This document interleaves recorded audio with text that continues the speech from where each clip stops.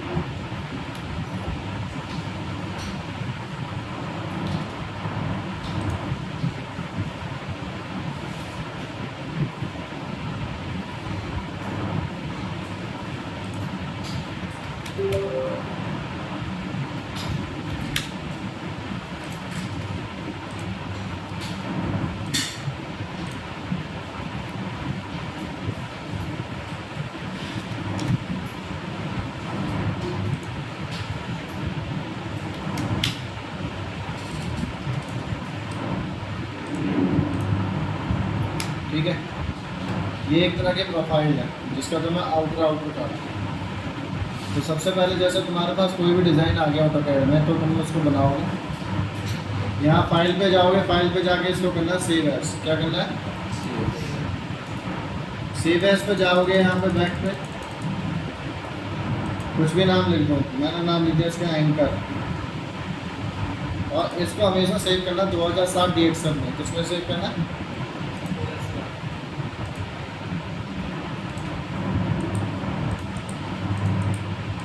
ठीक है भाई, यहाँ तक तो कोई समस्या नहीं। इसके बाद पावर मेल ओपन करो।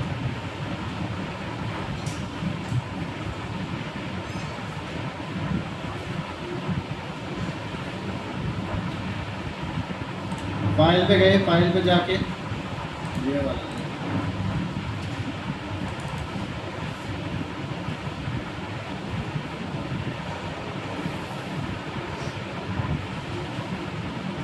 फाइल पे जाओगे, फाइल से करोगे इंपोर्ट। क्या करोगे? इंपोर्ट पे जाओगे, एग्जाम्पल पे डेस्कटॉप पे सेव करा था, किसके नाम से किया था? एंकर। नीचे सर्च में डाल दो, आगे .DXL।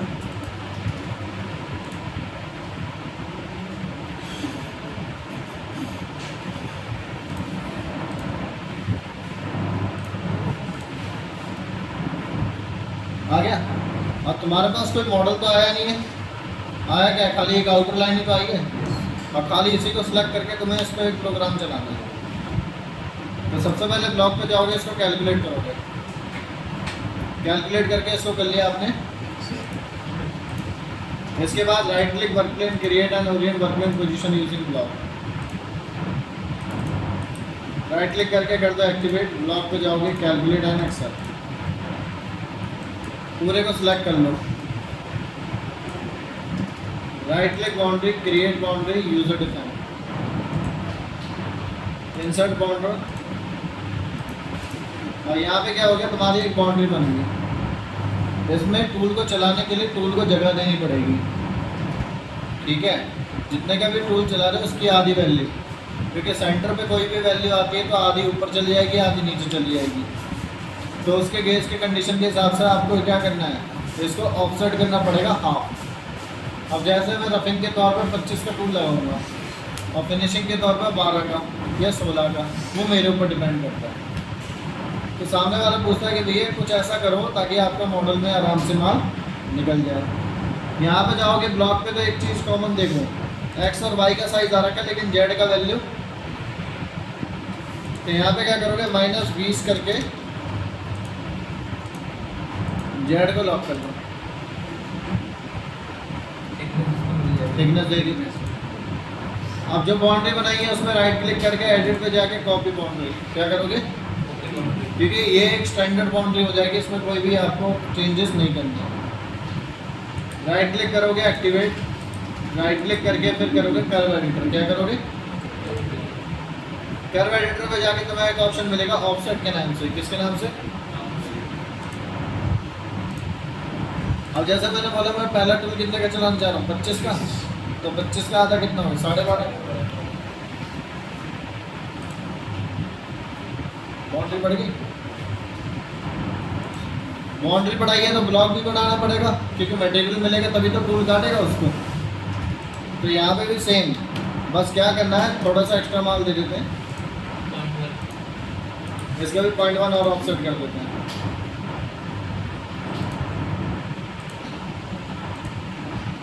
क्योंकि जब तक रफिंग नहीं होगी तो फिनिशिंग कहाँ से हो जाएगी। टूल पाथ पे जाओगे, फिनिशिंग पे जाओगे, पैटर्न फिनिशिंग, वो सॉरी, सबसे पहले ये जो बाउंड्री ऑफसेट करिए उसको सिलेक्ट करोगे, right click pattern, create pattern. Pattern पे जाके लास्ट टाइम मैंने तुम्हें मॉडल पे सिलेक्ट करवाया था, क्योंकि वहाँ पे था क्या, मॉडल था। अब की बार किसके बेस पे बना रहे हो, बाउंड्री। इसको डीएक्टिवेट कर दो। टूल पाथ पे गए, पैटर्न फिनिशिंग पे जाओगे, मानना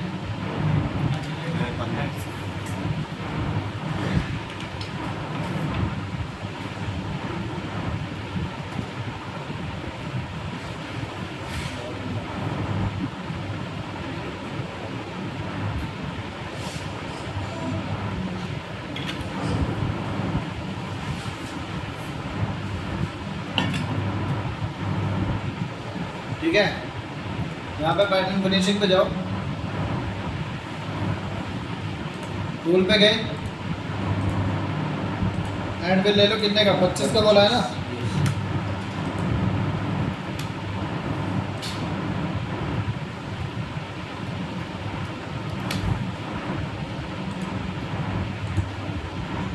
पैटर्न नंबर 1। अब यहाँ पे देखो, टूल को थिकनेस मिली है और वही लाइन को पकड़ के उसको नीचे तक जाना है।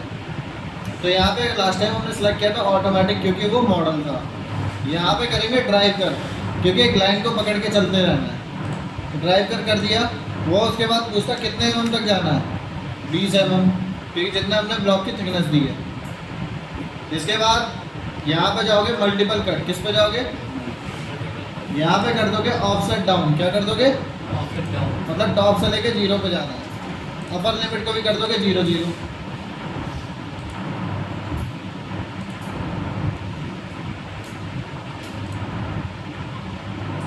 चल गया,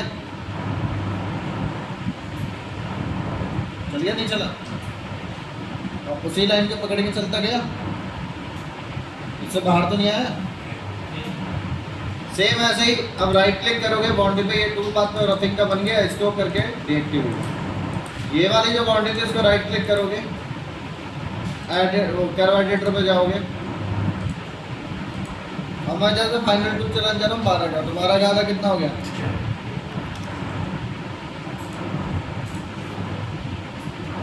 आया फर्क।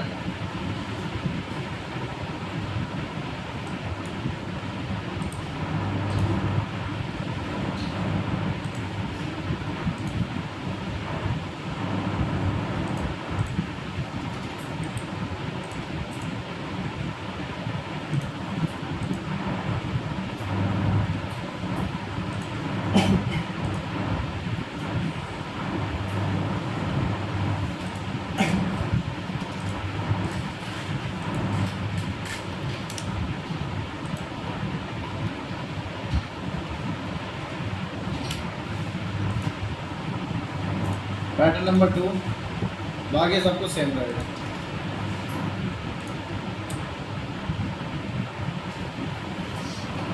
इसको जब चलाओगे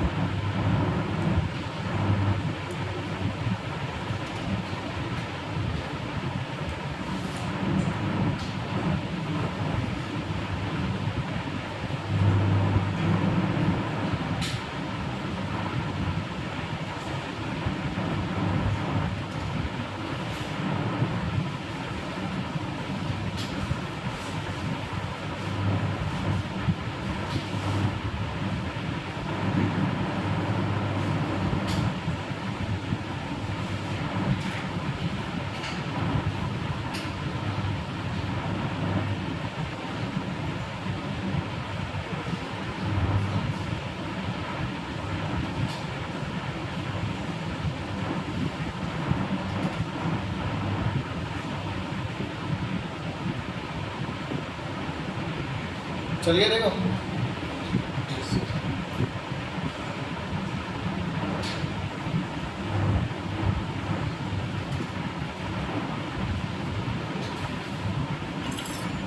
और इसको फिनिश कर लो।